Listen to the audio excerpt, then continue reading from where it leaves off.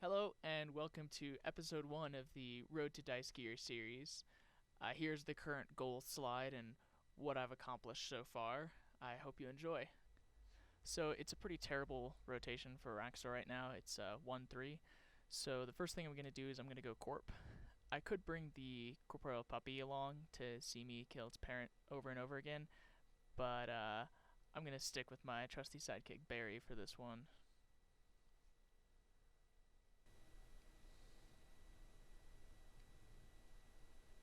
Nice.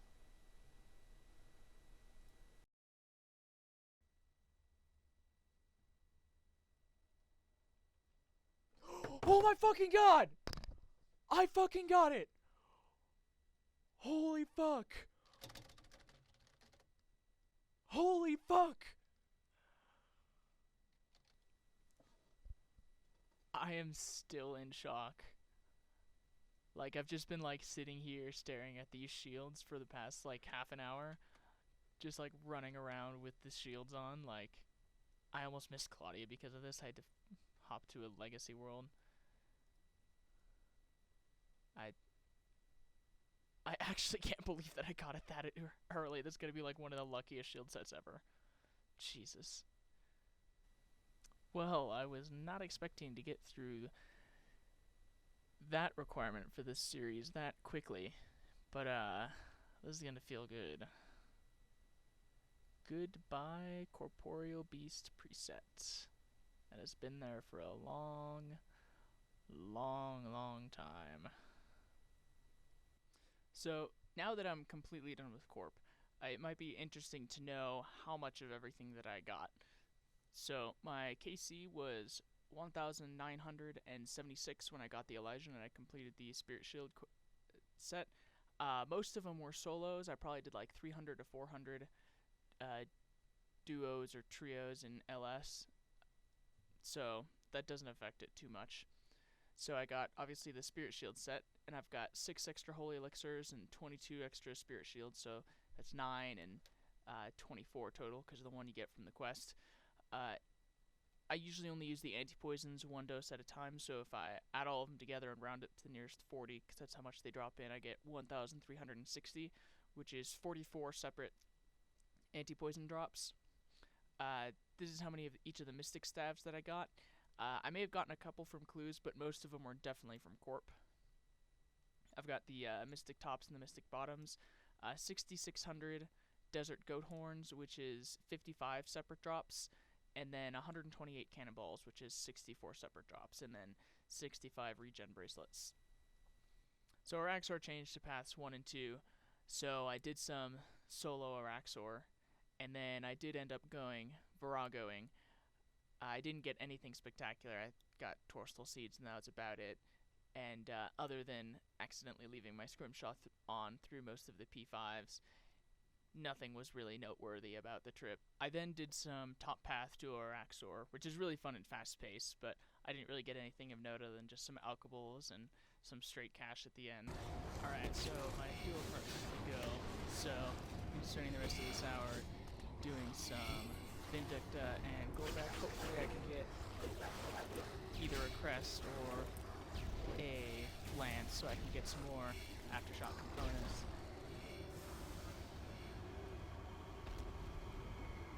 Oh, that's nice. I just got a dormant Anima Core body, so that's gonna look nice in the bank. Unfortunately, the Godward Dungeon 2 bosses, you get way more of the dormant pieces, like the body, the legs, and the helm, than you actually get of the crests to be able to use them. But yeah, it's gonna be nice once I get a crest. Actually, utilize this and get some aftershock out of it.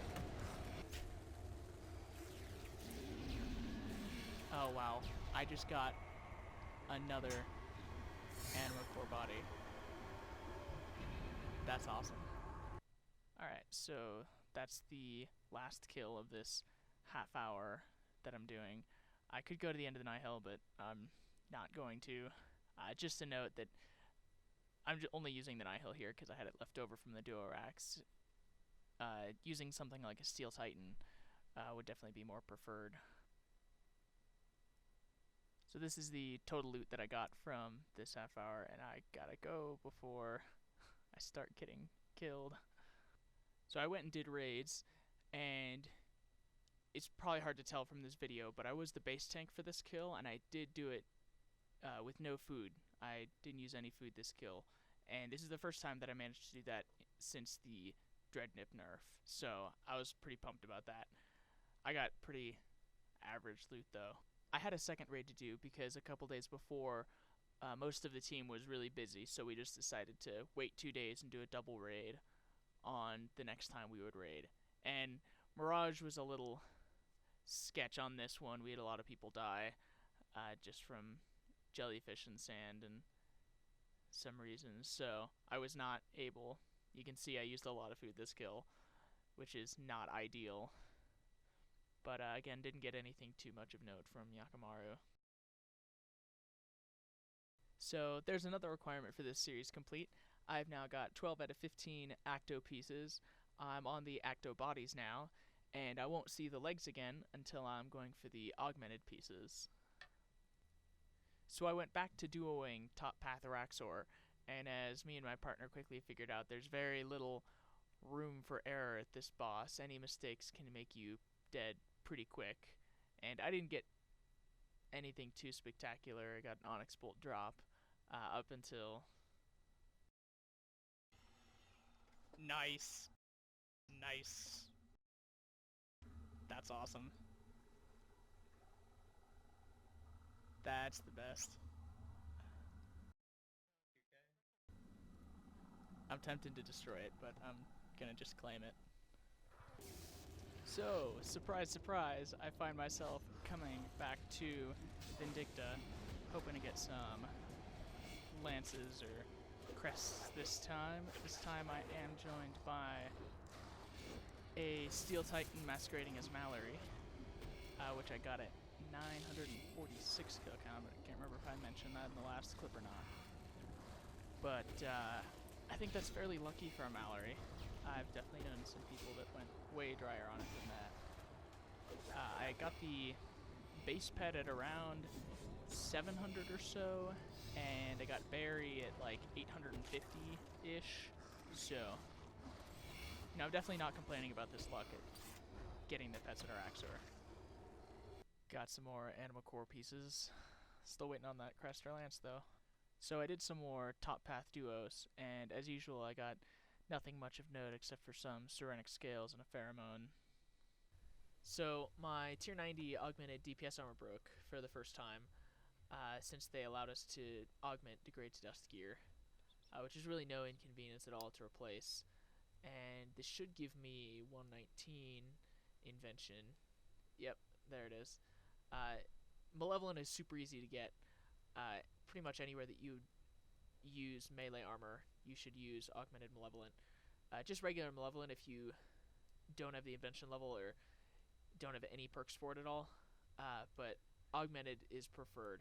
It doesn't take that long to get the divine energies for it. It takes probably like maybe an hour or an hour and a half if you do the Cursed Wisps with a Muzpa. And now it's back to Rax. We only ended up doing a couple more duo kills before my partner ran out of Night Hills and I continued on solo. This episode I got a lot of progress. I got extremely lucky with my Elysian Sigil drop, and I also got the Acto Terralith legs from raids.